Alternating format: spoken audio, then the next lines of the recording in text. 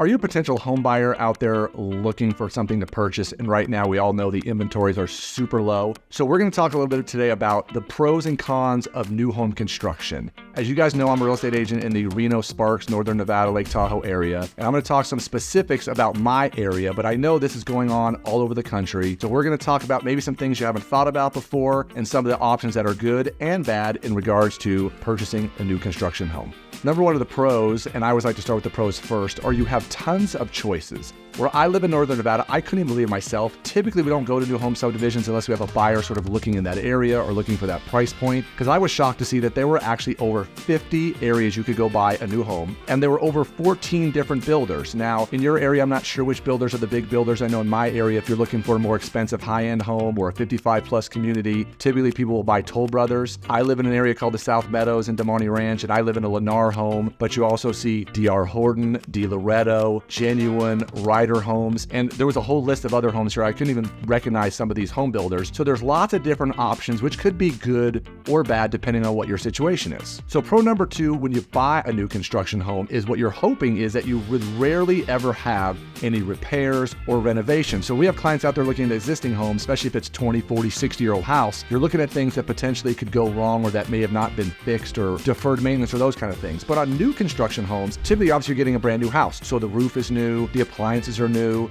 the HVAC, the heater, everything is brand new. Now that doesn't mean that you potentially won't have a repair or something with a brand new house. Typically you're under some sort of builder warranty, and there's usually some long-term warranty for 10 years on the structure and things like that. But in the short term, there's usually a 1-year warranty on all the kind of aesthetics and cosmetics of the house. And what we recommend to all of our buyers do is that once you're a year in or 10 months in, we'll just have a home inspector schedule a home inspection, and then you can just basically give that report to your builder, and they are going to go through that checklist for you and do all those what I call minor handyman type repairs. It's very rare you'll have something big, but at least in this way you can get all that little stuff done, and it wasn't you being nitpicky. It was, hey, I had home inspection, and off you went. So it's a good strategy for new home construction. So pro number three on new construction is a lot of the builders will allow you to be somewhat customizable. So the biggest one we get is a lot of times the homes will have options of, it could be a 3-bedroom or a 4-bedroom or a 5-bedroom, or it could be a 2-car or 3-car garage, depending on maybe a wall that they either put in or don't put in, or sometimes that 3rd-car garage turns into an extra bedroom. So there's some customizing options if you get in early enough in the game versus if you're one of those people that happen to buy last minute and they have some standing inventory type homes. But the other place that you get to do some customization would be picking out cabinets and counters and flooring and some other options that the builder will allow for you to do. Now, there's going to be some costs involved in this, but if you get in the game early enough, you do have quite a few options on things that you can actually make the house as unique and special to what your needs are, depending on if you do need that 4th bedroom or you'd rather have it be a 3rd-car garage. Number 4 on the pros list would be you would anticipate you'd have a lower overall maintenance costs. Obviously, you got a brand new house, so just doing normal 6-month, 12-month maintenance on your house for air conditioners and furnaces, things like that would be necessary. But you know for sure your electrical, your roof, and these things are all brand new. So there should not be a whole lot of long-term, or at least in the short-term, maintenance on these things. And also you're in a situation where because your appliances are new, you have modern insulation and things like that, you would think that your overall bills and things would be a little less expensive depending on obviously the size and the features, but you've got all those brand new modern things that would of course keep your overall utility bills at a minimum versus potentially an older house. Another feature is obviously your house is going to be fully up to today's building codes. We get this, it comes up once in a while on an existing home or an older home where a home was built 40 years ago and it was code then, but it may be not code now. So sometimes you have some discussions between owners and sellers about what to do with some of these code items, but on brand new construction, you're going to be up to the modern day codes that everybody needs. So one of the other big pros of buying a property of new construction is new construction builders have ability to do finance credits. What they hate to see is someone who bought a home in their subdivision 6, 12, 18 months ago, have it all of a sudden start selling for less now. And so what they'll do is potentially offer you incentives. Some of the incentives can be money used towards buying the rate down. I've seen credits as big as 10, 20, 30%. And honestly, right now with interest rates at the time of shooting this video, right around 7%, low 7s, high 6s, if they're willing to buy your rate down 1% or 2%, it can dramatically affect that short-term house payment that you're going to make. And so there's other incentives such as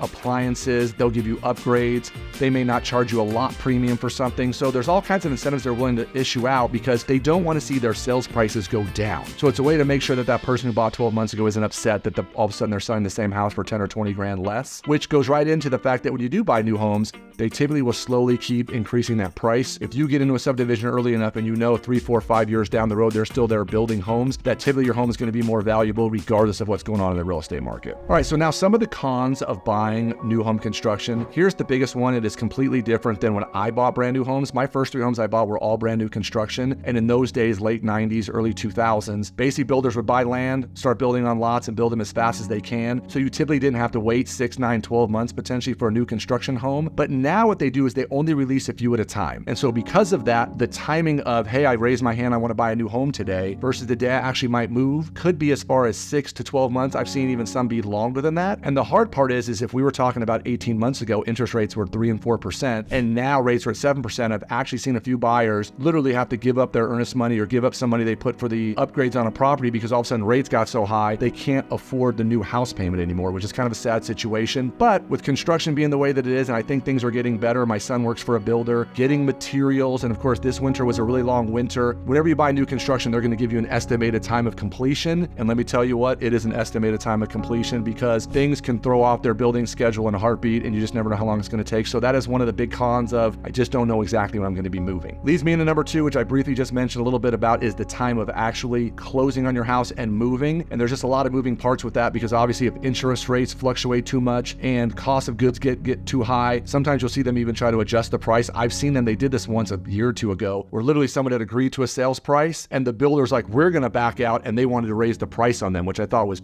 totally shady BS, but they did it. And some of the buyers stuck around and kept buying the houses and others backed out and moved on to other things. Buying new construction can be a little up in the air as far as timing goes. Some other things people don't realize when you buy new construction is this. Most of these builders are going to include that front yard landscaping, but some additional costs that you might not be aware of would be typically the backyard is not landscaped. And then you have things like lot premiums. Again, when I bought my first 3 homes, those standard everyday lots, they did not charge you extra for those. Maybe a corner lot or a view lot they did. But it seems nowadays, if they say the base price is X, that is the base price. And then everything's an upgrade, whether it's any lot, even the basic lots are going to charge you $5,000 or $10,000 for. I've seen lot premiums up to $100,000 or $200,000. And then of course, it's all those features and upgrades. You get no blinds or window coverings, which is something you have to deal with. And then again, on new home construction, you're not going to have all those little touches that someone may have done to customize a house that have been in there for 20 or 30 years. And of course, I jokingly say I can tell how old the neighborhood is by how tall the trees are. And when you start off, that initial tree in your front yard or the no trees in your backyard are all going to be tiny and small. So a neighborhood looks a little wonky at first. These are some hidden costs that you may not be thinking about that you're going to have to deal with as you move into a new construction home. Another thing is on new construction is going to be higher property taxes. We did a video a while back about 3 properties that were all basically $675. I think one was $680 and one was older and 2 were newer and one was in a Sparks and one was in Reno. And the property taxes for equal sales prices were all over the place. A home that's 20, 40, 50 years old is definitely going to have lower property taxes than a new construction home.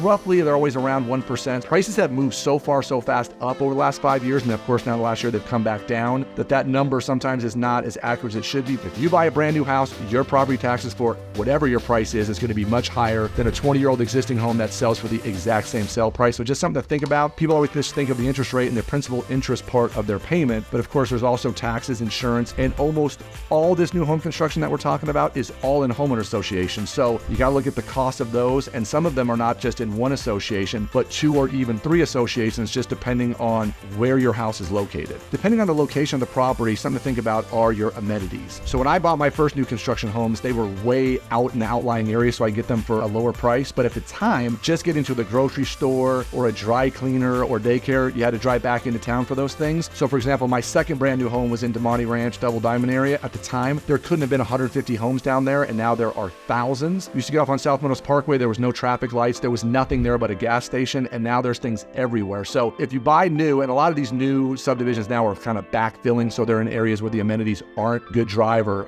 unreachable kind of distances to things. Think about where you're buying. think about where those amenities are. When I did my research on all this new construction stuff, you can find new construction homes as low as in the 400s, all the way up to $1 million plus. Now again, when they list those base prices, that is the base price. They are going to always cost more than what their base price is, because again, between upgrades, lot premiums, and all sorts of other things, if you're thinking about new construction, you absolutely positively need to reach out to me or your favorite real estate agent and not go to these subdivisions before you bring us with you, because once you've been there, they will not let us get involved. They will not help us or let us help you in purchasing a new construction home. So if you're enjoying the videos and the content we're put out there, please like, comment, subscribe to our channel, and we'd love to interact with you and answer any specific questions you may have, so that if you're looking for new construction, you'll know all the good, the bad, the ugly, pros, cons on how we can help you buy and sell new construction homes.